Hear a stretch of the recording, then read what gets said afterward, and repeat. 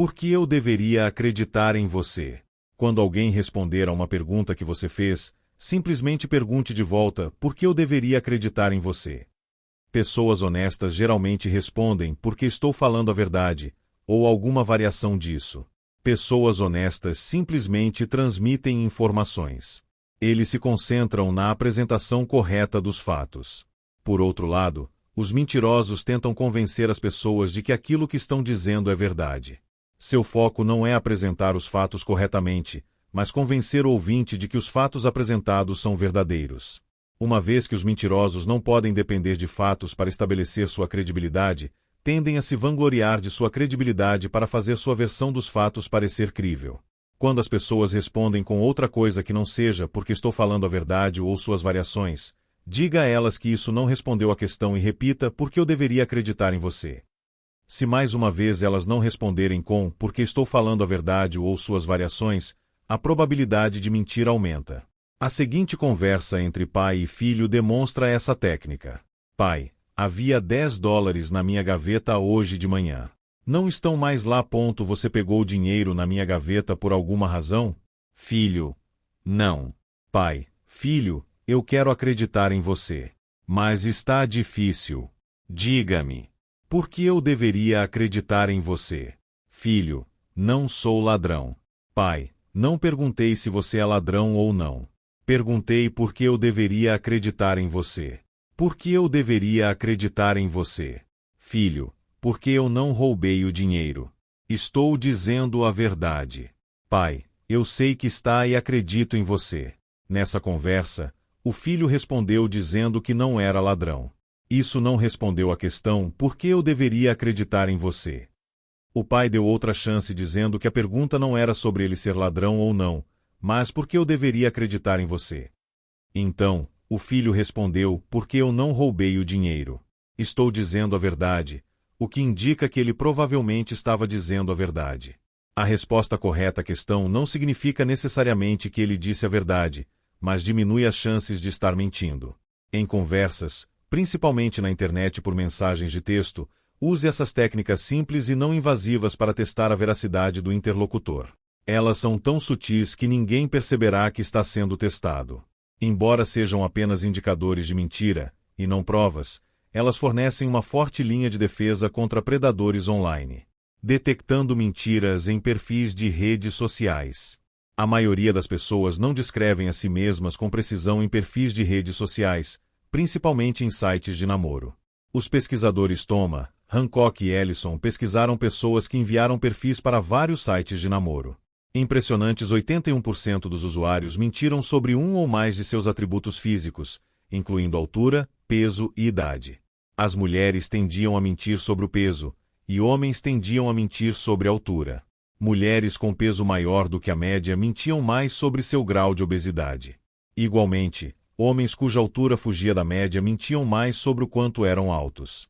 As pessoas que responderam à pesquisa relataram que teriam mais chances se mentissem sobre sua aparência do que sobre informações como o estado civil e o número de filhos que possuíam. Num outro estudo de Hancock e Thomas, eles descobriram que cerca de 1/3 das fotos examinadas não eram precisas. As fotos das mulheres eram consideradas menos precisas do que as fotos dos homens. As mulheres tendiam a ser mais velhas do que as fotos mostravam. Havia mais probabilidade de as fotos femininas terem sido editadas no Photoshop ou clicadas por profissionais. Além disso, pessoas menos atraentes tendiam a incrementar mais seus perfis. O achado mais interessante foi que, embora as pessoas mentissem frequentemente em seus perfis, tentavam manter as alterações dentro de parâmetros críveis para o caso de encontrarem pessoalmente seus pretendentes. A magnitude das mentiras em perfis de redes sociais não é uma grande surpresa. Um perfil desses é o equivalente a um primeiro encontro. Qualquer pessoa que já viveu um primeiro encontro irá se lembrar de tentar impressionar. Assim como numa entrevista de emprego, quando vestimos nosso melhor terno. Em primeiros encontros, as mulheres se vestem com grande cuidado e gastam uns minutos a mais aplicando a maquiagem. Os homens se certificam de que suas roupas combinam. Conversas são ensaiadas previamente. Falhas de personalidade e comportamentos estranhos são cuidadosamente camuflados com uma educação impecável. Esses cuidados extras são feitos para causar a melhor primeira impressão possível. Mostrar o seu melhor lado num primeiro encontro não é considerado uma falsidade porque esse lado ainda é reconhecidamente seu, embora seja um lado melhorado. As pessoas que se apresentam na internet deveriam tentar exibir um lado positivo em seus perfis, mas permanecer dentro dos limites da verdade em relação a fotos e à descrição de quem são. Da mesma maneira, quem usa a internet para buscar relações em potencial deve aprender a olhar perfis com certa desconfiança, reconhecendo que o dono do perfil nunca parecerá mais atraente ou qualificado do que a foto ou descrição postada. Os homens e as mulheres sentem a necessidade de alcançar padrões de beleza que a sociedade estabelece e que a mídia reforça. Mentem para se aproximar desses padrões numa tentativa de atrair amigos ou parceiros.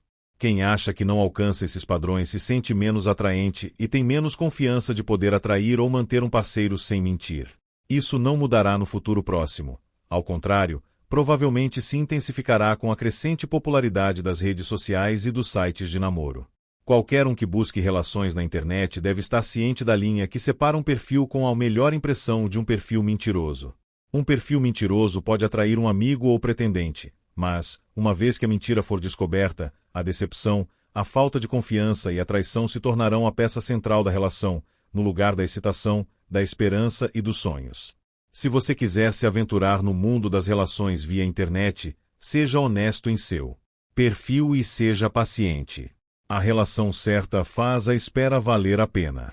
Como reduzir as chances de cair numa roubada? Uma rápida olhada, um movimento de cabeça ou uma leve mudança no tom de voz fornecem dicas sobre a personalidade, a sinceridade ou a veracidade de uma pessoa. Como já citamos neste livro, nosso cérebro constantemente monitora dicas verbais e não verbais para avaliar se os outros são ou não potenciais ameaças. Se as dicas forem sinais amistosos, então o cérebro tende a ignorar os comportamentos. Se forem sinais inimigos, ele inicia a reação, lutar ou fugir, e nós ativamos os escudos para nos proteger contra a potencial ameaça. Dicas verbais e não verbais podem passar por mudanças dramáticas numa fração de segundo. Monitorar essas mudanças pode significar a diferença entre a felicidade ou o inferno numa relação. As pessoas se sentem mais confortáveis usando dicas verbais e não verbais para avaliar os outros, e dependem muito desse método para proteger a si mesmas contra iniciar ou continuar uma relação ruim. Relações de internet não possuem essas dicas necessárias para as pessoas fazerem julgamentos semelhantes. Emoticons ajudam a decodificar comunicações escritas, mas isso não é suficiente. Decodificar a personalidade, sinceridade e veracidade de um interlocutor invisível requer habilidades adicionais com a comunicação virtual. As pessoas não conseguem julgar direito seus parceiros na internet porque as dicas que normalmente recebem em interações face a face simplesmente não existem. O método mais confiável que possuem para avaliar os outros não está disponível. Elas precisam confiar em técnicas novas que ainda não foram testadas. O cérebro não juntou informações suficientes para discriminar entre sinais amistosos ou inimigos em comunicações da internet. Adquirir esse tipo de habilidade leva tempo. Aqui vão alguns dos problemas em potencial que você pode encontrar quando tentar determinar a veracidade e o valor de relações virtuais em potencial. Viés da verdade. Os seres humanos tendem a crer uns nos outros. Esse fenômeno, conhecido como viés da verdade, permite à sociedade e ao comércio funcionarem de um jeito eficaz. Se o viés da verdade não existisse, passaríamos uma grande quantidade de tempo checando informações recebidas dos outros. O viés da verdade também serve como um padrão social. Relações com amigos e colegas de trabalho se tornariam tensas se fosse preciso constantemente questionar sua veracidade. Consequentemente, geralmente acreditamos nos outros até que surjam evidências do contrário. O viés da verdade fornece aos mentirosos uma vantagem, pois as pessoas querem acreditar naquilo que ouvem, veem ou leem. Mas ele diminui quando há consciência da possibilidade de embuste. O viés da verdade predispõe as pessoas a acreditarem naquilo que leem em e-mails e mensagens de texto.